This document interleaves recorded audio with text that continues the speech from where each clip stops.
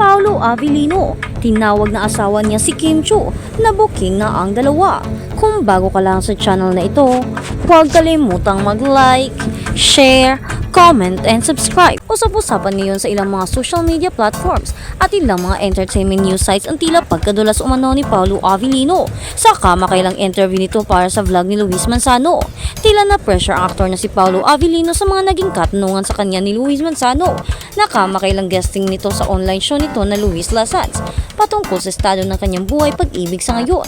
Sa kamakailang episode ng nasabing vlog ni Luis Manzano kung saan si Paolo Avellino ang kanyang bisita, naglaro sila ng shot or pass sa controversial na katanungan para sa aktor. Unang naitanong kay Paolo Avellino ay kung single pa ba ito sa ngayon. Hindi naman ito nasagot kaagad ni Paolo Avellino hanggang sa napili na lamang niya na mag-shot. Ang kasunod na katanungan naman ay follow-up lamang sa mga naunang katanungan. Kasunod na tanong ay kung may nililigawan ba si Paolo Avellino ngayon. Muli ay nakasagot si Paolo Avellino, kaya naman napashot na lamang siya sa ikalawang pagkakataon. Kabilang din sa mga naitanong ni Luis Manzano kay Paolo Avellino ay kung tutuhanan na ba ang relasyon nila ni Kim Chiu. Muli ay napashot na lamang si Luis Manzano sa mga katanungan ni Luis. Bukod sa mga katanungang ito, naitanong rin ni Luis kung dinadalo nga ba ni Paolo si Kim sa issue time at kung kasama ba niya itong nag-workout.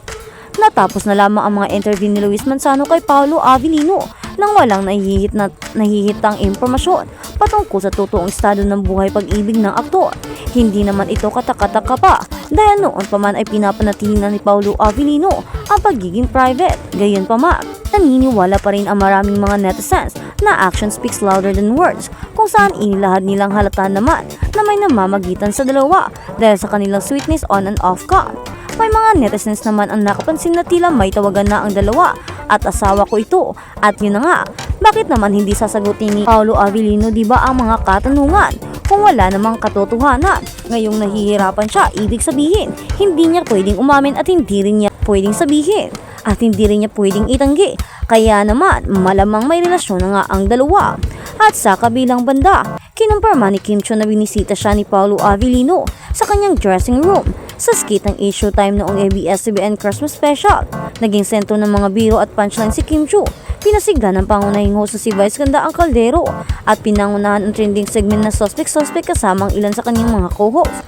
Kasama si Chiu. Binero ni Vice si Chiu na hindi pa niya ibinunyag kung sino ang bago niyang boyfriend dahil gusto raw niyang kumonsulta sa isang feng shui expert. At yun na nga parang nagagulo, diba nangyari na ito noong mga December ba diba? Pero sa ngawin iba na naman. Pumunta na naman daw sa dressing room ang isang lalaki at hindi daw maamin nila kung sino. Pero alam daw nila Vice kung sino ang lalaki at walang iba kundi si Paolo Avellino. Kaya naman tinanong si Kim, kung hindi talaga kayo totoong mag-on, bakit pumupunta na sa dressing room? Parang iba naman, parang may something. Huwag mo nang i-deny Kim, aminin mo na.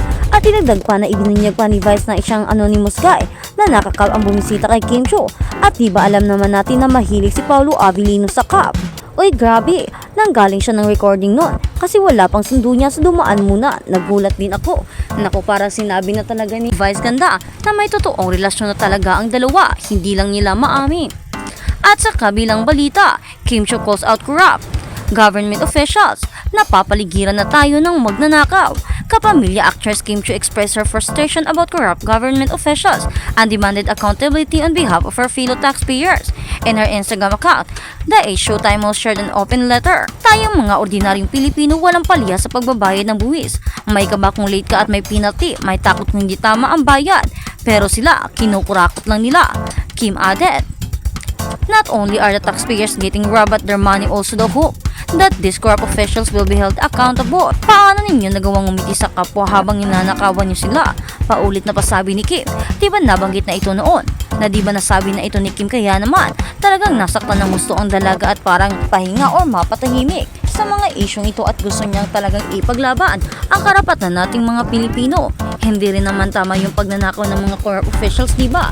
Dahil sila andyan sa posisyon dahil pinagkakatiwalaan natin ng mga tao na isasalba nila tayo sa kahirapan at magiging maayos ang kanilang pamamalakad.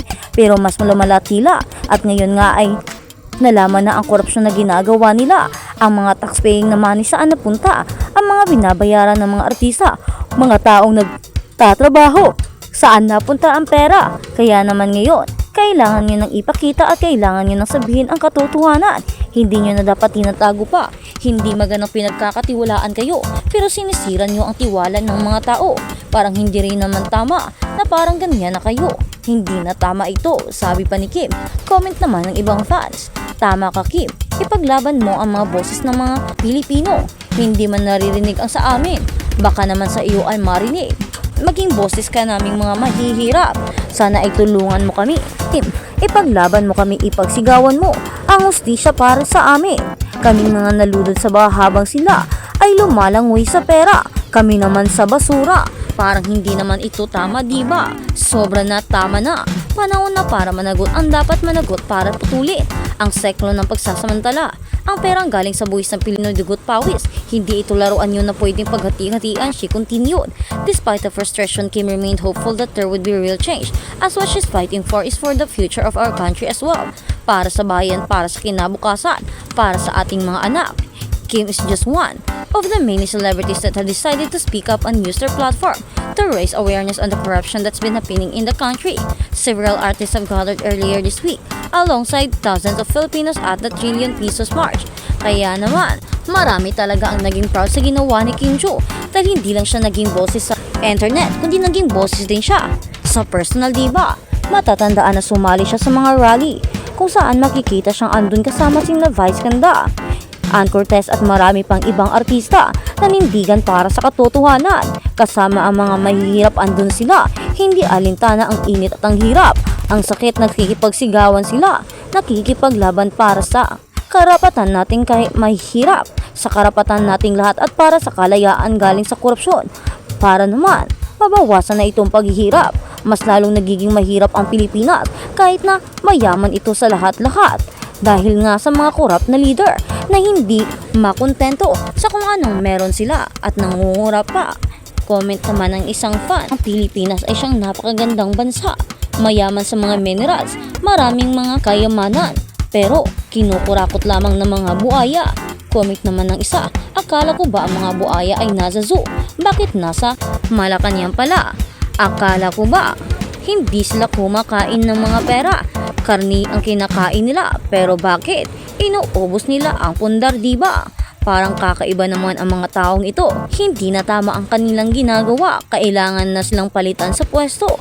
Hindi na maganda ang nangyayari sa mundo at hindi na rin maganda ang mga pinapaupo sa pwesto. Sana ibalik ang dating pamamahala kung saan merong kalayaan, katahimikan at ang lahat ng pundo para sa mga Pilipino ay napupunta talaga at hindi na ibubusa